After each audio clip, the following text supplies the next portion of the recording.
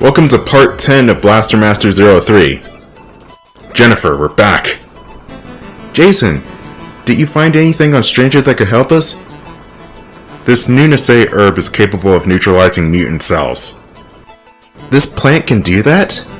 Let me analyze it right away. There's sure to be a clue in its composition. I'm counting on you. On that note, how's analysis on Eve's DNA going? Sorry, Jason, but it looks like it will take a while longer.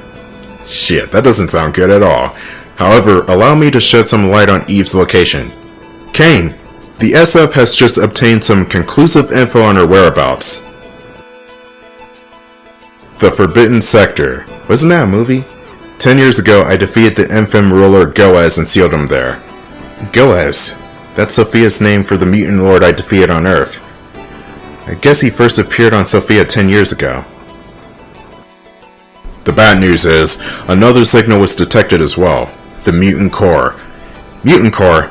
That's even more powerful than the mutant lord.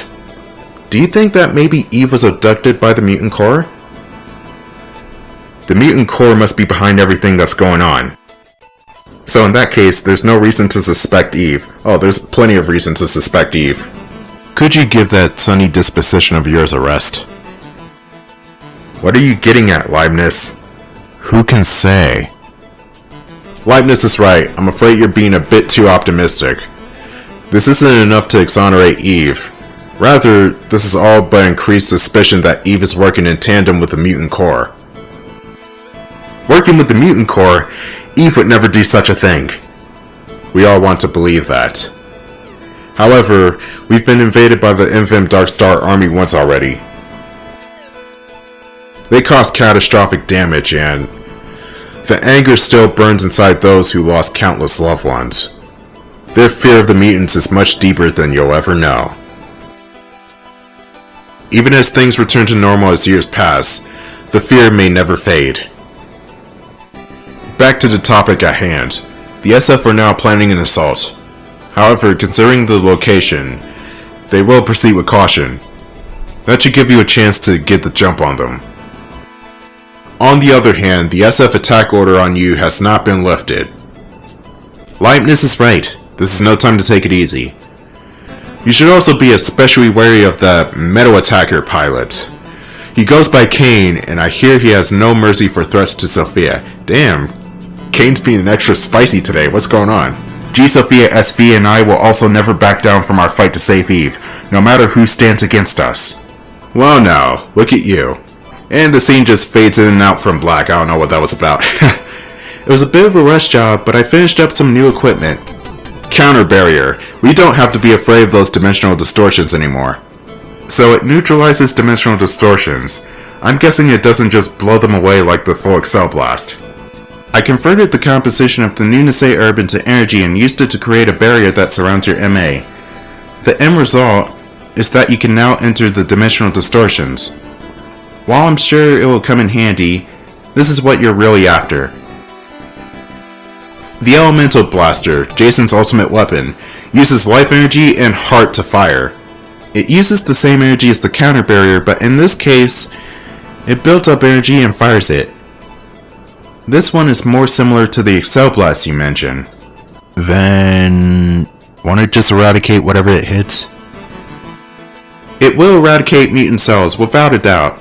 Whether it will destroy or save its target, well, that's all up to you, Jason.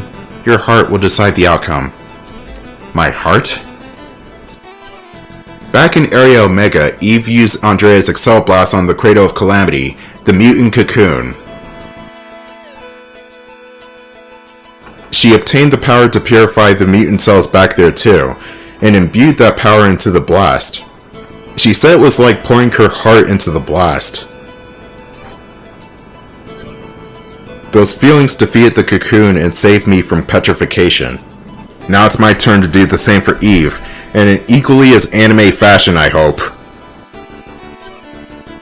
The Elemental Blaster is a powerful weapon against the mutants, but in exchange, it consumes your life support resources to their limit. So save it when the time is just right, okay? I'm sorry. I wish I had the means to make it easier to use. I just didn't think we had the time to spare. No, I appreciate it. With the equipment you develop along with everything in my heart, I will save Eve. Your heart? Huh. Good work, Jennifer. Sorry for always asking so much from you. Jason, just like when you left Sophia, the SF will be targeting you should you decide to return there by normal means. However, they'll have no way of interfering should you warp. You can use a retry point to warp back to Sophia. After all the destruction 10 years ago, paths to the Forbidden Sector were left open from many of Sophia's areas. However, do you remember the base where you were held when the Sophia Force captured you? Ever since the latest mutant attack, it's been mostly abandoned. You'll find the most direct route there, and the SF shouldn't be expecting you to return there of all places. So I just need to use the retry point to return to the SF base and find a route to the Forbidden Sector. Optimistic as ever, I see. I'm looking forward to the spectacle this is sure to become. Onward to the Forbidden Sector! But first, let me get this life energy guard. Things are sure to get explosive real quick. I forgot to mention this, but there's a neat Easter egg in Jennifer's lab. It's a picture of her and Kane, which may seem like a very mundane family photo, but it's a reference to Metafight and the original end screen of that. You got the Sophia 3 logo as well as the end thank you for playing words, and then Jennifer and Kane just appear on the credits like, looking at the player like, what the fuck just happened? They look like they want to end it on that title screen. Honestly, I would look just as confused if I were a trans-dimensional space tank pilot person trying to save the universe from mutants. The next thing I need to do is get to the Forbidden Sector. You need to get to a very specific checkpoint in order to access it.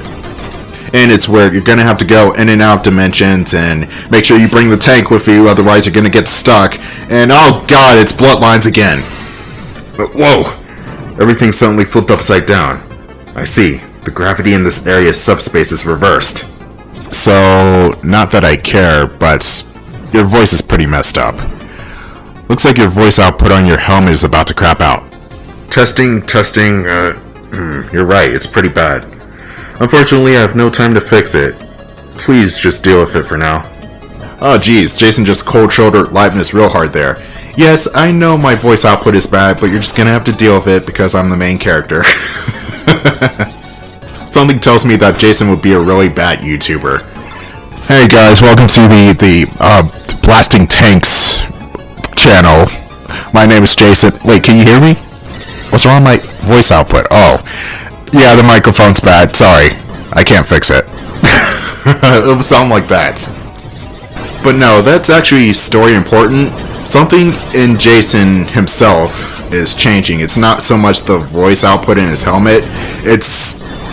I think it's apparently Jason. I'm not sure. They don't elaborate on it too much now. But there was a car that just passed by. Sorry about that. But they elaborate on it later on. And even then, it's still not clear. Anyway, more on that when we get to that. The upside down portions are really awkward. You press down on the D-pad to aim up while you're upside down, which is basically just aiming downwards anyway because, you know, physics. And you have to press up on the D-pad to activate the spider legs if you're inverted also. You won't have to spend too long in those areas, but they are a bit tricky to get around. And speaking of tricky to get around and the spider legs, I forgot to use them on those spikes. Whoops. The side room has a life up. Destroy the beehive with your missiles.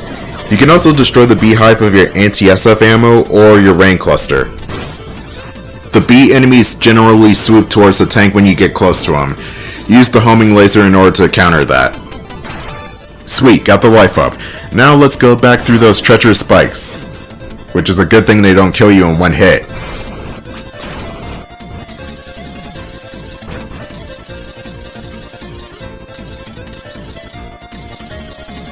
Damn it, almost made it without getting hit. What the hell are you doing, Frutnik? Oh, I'm just casually driving like a maniac. Do you always drive like that? Only when you're around so I can piss you off.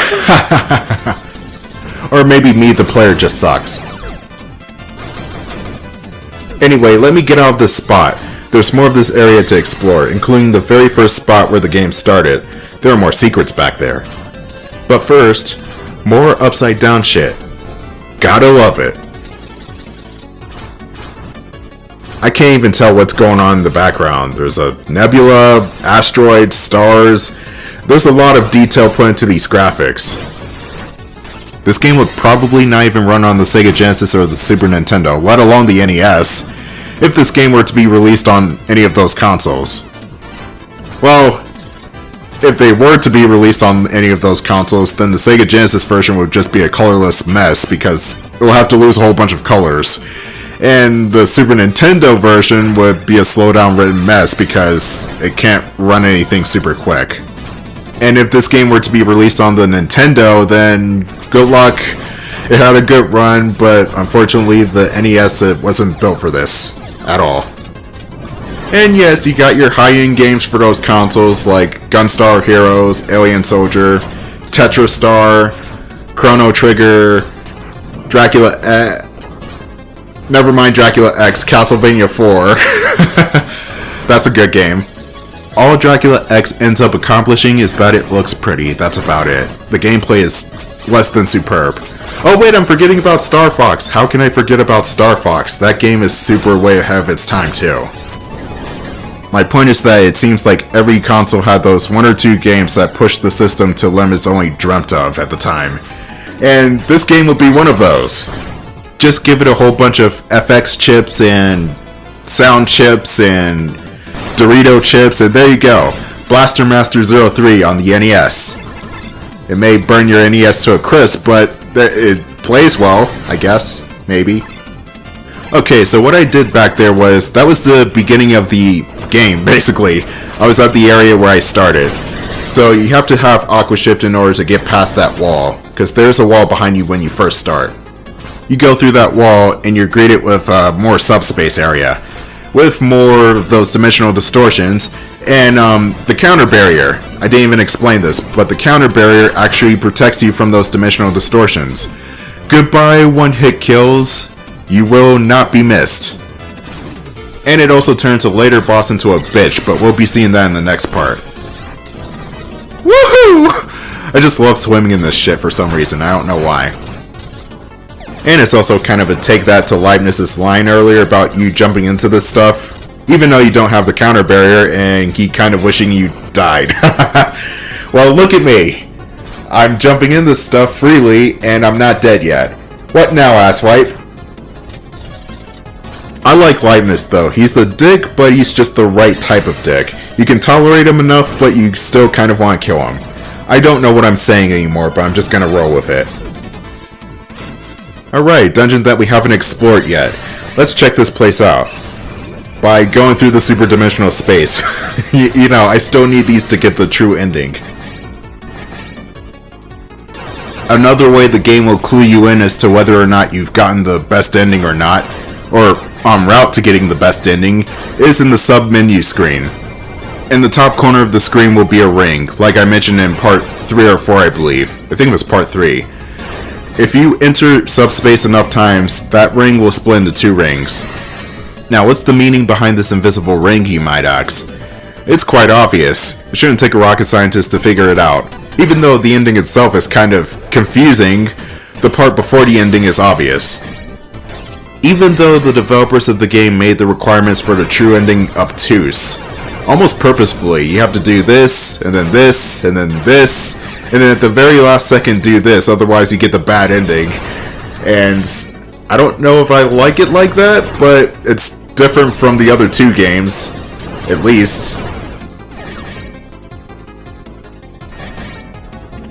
With each Blaster Master game that comes out, the formula changes, but only slightly to keep the gameplay the same, but with a few added tweaks. Like this game, it's more involved than the first 2, and honestly way harder than the first 2 combined. If not counting Zero 2's DeVito. Or Planetoids. Some of those Planetoids sucked in Zero 2. And Zero 1 is on the other side of being way too easy, so I'm not even going to count that. I think the weapon choices in this game are way better than the first 2. if not only because they actually power up correctly. In 0, 1, and 2, you have to worry about losing your weapons if you get hit enough times. In this game, you just have to worry about losing your power-ups to those weapons. And with that said, will I say that this is my favorite in the series, even after 2 months of just playing it? As much as I love 0, 2, you know what, you're gonna have to wait until the end of this playthrough, because I'm still not sure. I want to say yes, but I still think that 0, 2 is slightly better. I don't know yet. I think that's only because I miss Jason and Eve's quirky dialogue together, but that's just me. Like lightness though, but nothing beats Jason and Eve banter. Don't worry though, we'll see her soon, hopefully, and not have to kill her, because she's a mutant now, and apparently the mutant core is still infecting her, and she's apparently more organic now. She's Pinocchio. She's basically Pinocchio. But unlike Pinocchio, I don't think Eve had the intention of going through a metamorphosis, it just happened. And she's also a good liar. Or at least she was a good liar to Jason in the first game. Not so much to the audience though, since we technically know everything with the inner monologue boxes and shit. And that is a problem I have with writing in general. Not so much this game's story, because I like this game's story to a point, but inner monologuing in anything drags the game or the story or anything down, everything, and I hate it. I can always see inner monologues working in detective / neo-noir films like Blade Runner, I guess, but even then it felt like the film was going way too slow. And oh god, if you want a film where you can splice together a 9-minute clip of the characters just talking to themselves in their minds, David Lynch's Dune. And it's not even like the entertaining inner monologue too, it's just really dry and boring, and the script has them whisper like this because the script demands it, and they also have to point out the seriously obvious at points because the script also demands it.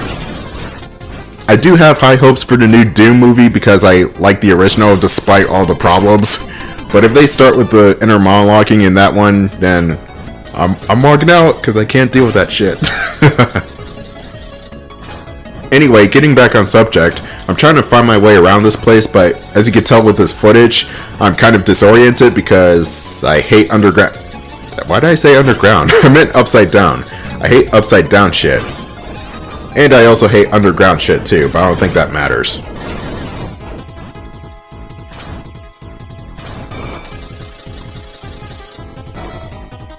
I'm supposed to go down, but I don't think I could get down here from over here in the subspace area, so I have to go back to normal space in order to get down there in order to get back to subspace down there. Holy shit! You can tell that I might not enjoy this portion of the game right here. It's not so much the backtrack into this area, but backtrack into the other areas of the game. It feels like the game is padding itself out for time. Jason really wants to see Eve at all costs, even if that means backtracking to other areas. Can I really blame him though? No, I can't be too mad at Jason. He's been through enough hell in the past 4 years to not get his happy ending. He must push through. He must save Eve so he can finally get laid. What? I mean save Eve so he can get to live a very happy life with her together that we deserve. And then eventually get laid because that's how things go.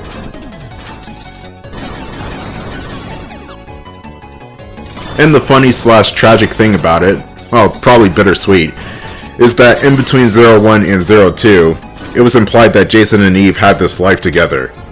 Yuji Natsumi, the main artist of the series, made these wallpapers and screensavers with Jason and Eve, and they were the most adorable freaking couple ever. I'm not even playing. And there were multiple screensavers with the two of them, which is amazing that the artist would make all those screensavers just for the mundane adventures of Jason and Eve, which kind of sounds like a knockoff of the grim adventures of Billy and Mandy, but never mind that. They vary from them celebrating a New Year's to them eating dinner together at home to them sitting down doing nothing at home, with Eve reading a how to cook book and Jason just listening to his iPod or something. It's not really that riveting, honestly, but it is adorable to see that. And no, the screensavers that were released here do not contain any loot imagery.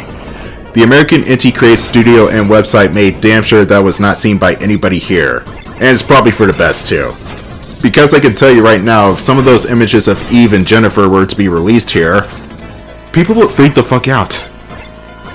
And hell, even in the Zero Trilogy collection, which had all 3 games in one package, had even this rather promiscuous pose, which I kind of did an off-color joke about in my first part of the previous game I did. But yeah, they had to slightly tone it down for the American releases. Nope, we can't have booty in our video games anymore, but having somebody get their heads blown off is more socially acceptable. Why can't we just have both? Man, Duke Nukem would not survive in today's climate, I'm telling you.